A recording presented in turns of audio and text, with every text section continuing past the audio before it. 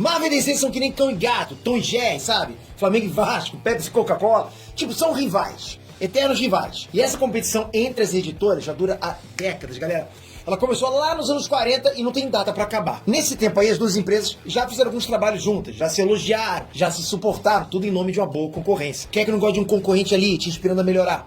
Mas também teve momentos em que o caldo entornou entre a Marvel e a DC.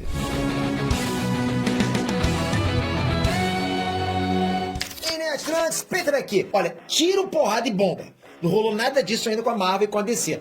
Mas foi quase, né? É uma copiando o personagem da outra, dedo no olho, xingamento, o couro já comeu.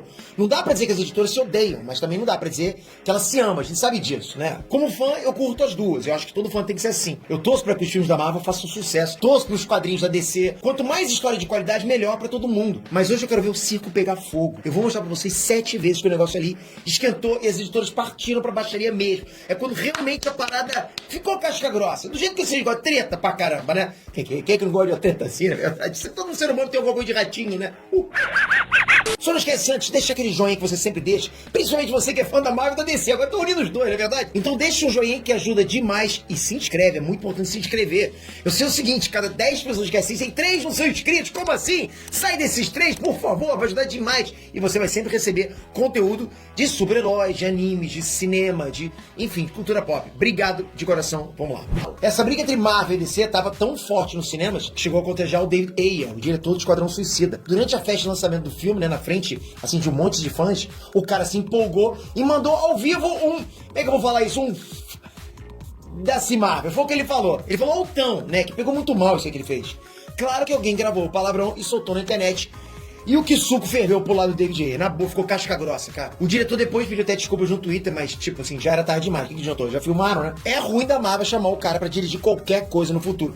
Se queimou à toa. Ai, que burro, dá 0 pra ele. Nos anos 70, a baixaria rolava mesmo, era nos bastidores. Reza a lenda que a Marvel tinha plantado um espião nos escritórios da DC, que, tipo, vazava tudo que descobria de volta pra Marvel. Um cara lá infiltrado pra, né, mandar um bisuzinho pra Marvel. A DC, então, organizou a chamada Operação Blockbuster pra ferrar com a Marvel. Foi criado um memorando falso em que a DC supostamente iria começar a fazer revistas de 500 páginas. Olha isso. Deixaram uma cópia do memorando na mesa do espião e não deu outra. Na semana seguinte, já tinha rumores que a Marvel estava planejando revistas de 500 páginas. E como é que a DC sabia que a Marvel tinha engolido essa isca? Lógico, né? Porque eles também tinham o espião deles lá no escritório da Marvel.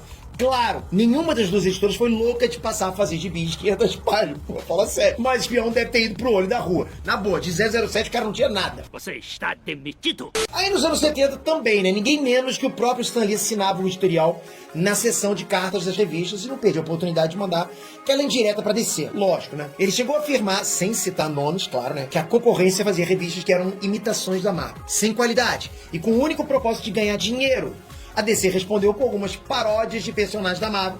A Marvel rebateu com paródias da DC e ficou aquela briguinha assim, tipo, por um tempo, né? Mas a paródia que realmente doeu pro Stan Lee foi quando o Jack Kirby, né, pô, o cara que fundou praticamente a Marvel com o Stan Lee, quando ele criou um personagem que era a cara do Stan Lee, mas era safado e ganancioso. Pra quem não sabe, né, galera, pra vocês entenderem direito, o Kirby e o Lee, eles praticamente criaram tudo junto na Marvel, né? Eles, pô, escreveram o Quarteto Fantástico, o Hulk, os X-Men, o Thor, vários personagens. Mas o Jack Kirby saiu da Marvel xingando todo mundo porque o Stan Lee não estaria dando os créditos pra ele. E aí o Jack Kirby criou então o Funk Flashman, o inimigo do Senhor Milagre que era igualzinho ao Stan Lee, com barba e peruca. Dizem que o que mais doeu no Stan Lee não foi nem negócio de paródia, nada não. Foi peruca, foi o lance da peruca nesse Funk Flashman. E depois da revista, o editor da Marvel chegou até a raspar a barba pra ficar diferente do Funk Flashman. Pô, fazer o quê? Pô, ficar fazendo caricatura do rival parece coisa de quinta série. Mas a Marvel deu aquela alfinetada também, criando o personagem Wonder Man, Magnum aqui no Brasil, você deve conhecer. O sujeito não só tinha um nome parecido com a da Mulher Maravilha, né, Wonder Woman em inglês, como ainda trazia um baita W no peito, igualzinho a Princesa Diana. A DC chamou o Stan Lee ali no privado, né, rapidinho, pra um bizu, né, e perguntou, é provocação, isso tá me tirando? Então o Stan Lee concordou em matar o Wonder Man, mas a história não iria acabar ali. Tô achando que acabou? O que é isso? Olha a barra vermelha do vídeo, tem mais vídeo. Passaram vários anos, a Marvel lançou Luke Cage, também conhecido como Power Man nos Estados Unidos. Logo depois foi a vez da DC chegar e lançar Power Girl, a poderosa aqui no Brasil, né, galera? Aquele decote lá. Aí a Marvel ficou muito pistola. Virou bagunça essa...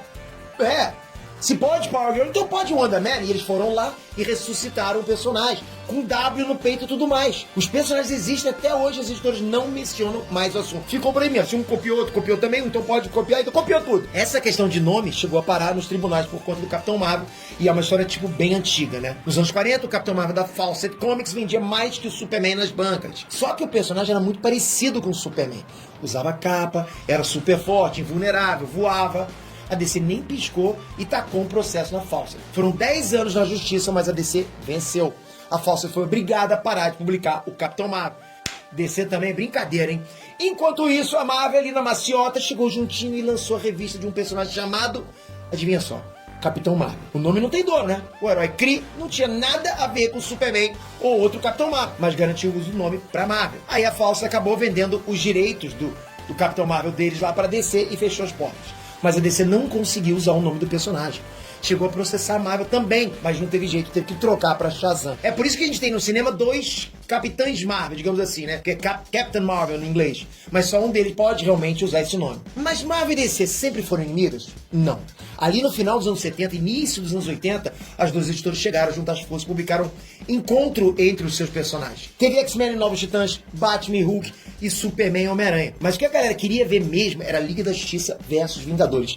E ia acontecer mesmo. Só que aí começou a baixaria de novo, galera. A Marvel afirmou com todas as letras que o encontro foi cancelado porque, né, o roteirista da DC era ruim e a história não estava boa o bastante. A DC teria se recusado a rever o roteiro e não estava nem atendendo mais as ligações da Marvel. A DC não deixou barato também, publicou o lado deles. Acusou a Marvel de sabotar a revista, se recusar a conversar e atrasar de propósito o desenvolvimento dessa revista. Ou seja, treta atrás de treta, um acusando o outro.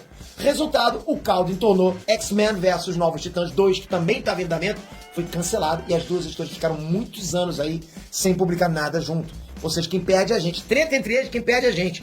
O tão sonhado encontro entre a Liga da Justiça e os Vingadores só iria acontecer 20 anos depois, em 2002. E até hoje, 18 anos depois, as duas editoras nunca mais voltaram a fazer uma revista juntas. Aqui no iNerd, a gente é fã das duas, sem botar pilha, de verdade. E bora ficar de olho nessas baixarias. Não pode não, hein? Parou. Mas já vai comentando aqui embaixo. Qual o crossover mais casca você gostaria de ver entre DC e Marvel? Liga vs Vingadores? Quem que ganharia? X-Men vs Novos Titãs? E aí, como é que você acha que seria esse confronto? Bota aqui embaixo. Vamos ser civilizados na discussão. É sempre bacana a gente ver os comentários de vocês. E, logicamente, se inscreve. Não deixa pra depois. Não vai embora sem se inscrever.